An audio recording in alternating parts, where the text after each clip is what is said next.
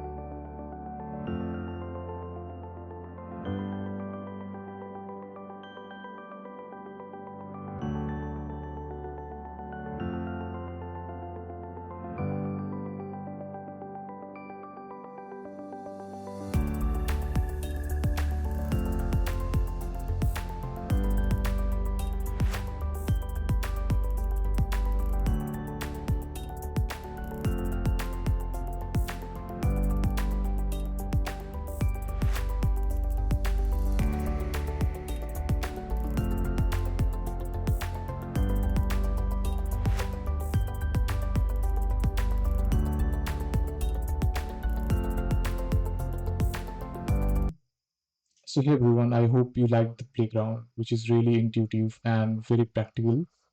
Now here comes the actual part of this video, which is the model architecture. So let's go and dive into this. Hey everyone, here is the complete architecture of this particular model in front of you. I'll be explaining this into two parts, part 1 and part 2. So let's get started with the part 1. So here is the step 1. In step 1, we just input the image. That's all. And it passes the image to the segment anything model, which finally outputs the mask from that particular given image. Step 3, the image encoder, which actually reads the segmented human image and converts pixel into high dimensional feature vectors. These features describe textures, ages, contours, clothing, colors, and different features that a human body perceives. So the output of image encoder goes to body decoder, which is the step 4, which actually predicts three things, that is skeleton, shape, and camera pose. So here comes the step 5. The mesh decoder uses skeleton, shape, and camera pose from the last step to create a 3D human mesh. This mesh is a meta momentum human rig that is known as MHR format.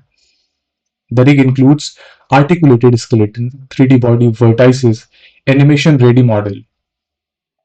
Now in the last step, if you see here at the top, which is the dotted line where it is written user prompt for refinement, this is one of the most prominent feature that was given by Meta, which allows user to prompt and see whether the output generated by the model is actually correct or not.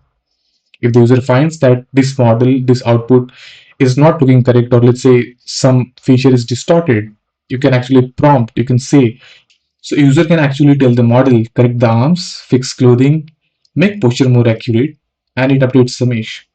So this is the power of the first part. Comes to part 2, which is really interesting than the part 1.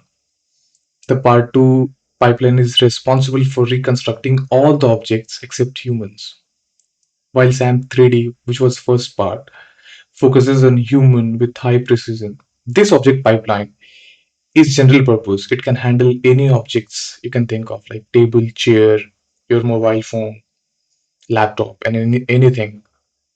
So again, part 2 is divided into 4 parts. I'll be explaining each part into detail. So the first part is image encoder part, which takes the output from the SAM model, that is the mask, and it converts into computer understandable format, into machine understandable format. When you select an object, let's say mask, SAM extracts the object region and then it passes to the image encoder. What it does, so basically encoder reads the object and turns the image into mathematical representation. That's the simple task of image encoder. Actually, so in image encoder, the 3D representation is still not being made. It's just understanding what is the feature or mathematical representation of that particular object which was highlighted during SAM's processing. Now, when it comes to geometry, the mixture of transformers, here comes this part is responsible for making the rough picture that how actually that particular object must be looking in 3D reality. So it gives two things, that is coarse geometry, that is the rough picture. So basically it understands, okay, if this is a chair in that particular image, then how this image will actually look in 3D. So it makes a rough geometry of that particular object. Then the second part is 7 degrees of freedom, which actually tells us, okay, let's say there are multiple objects in a image. It tells the position, it tells you that where that particular object is located, how it is located, what is the camera angle, a lot of things. And then it goes to step 3, which is texture refinement and diffusion transform. Here comes the third part, that is the texture refinement.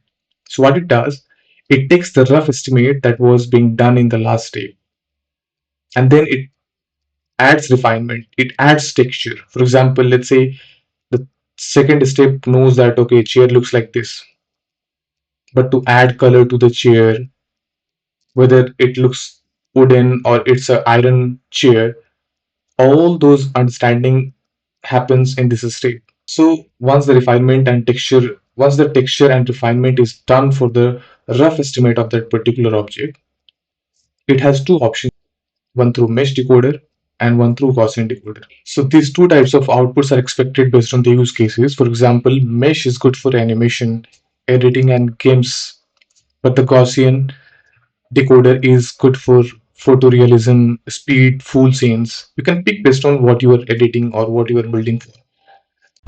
So hey everyone, I hope you enjoyed the video, you learned something new. Please subscribe my channel for more exciting videos in future on AI.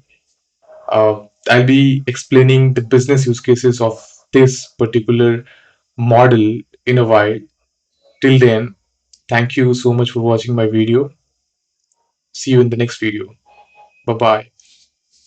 Thank you for watching this video. If you enjoyed it, please subscribe for more great content. Don't forget to hit the bell so you never miss an update. We appreciate your support and look forward to the next one.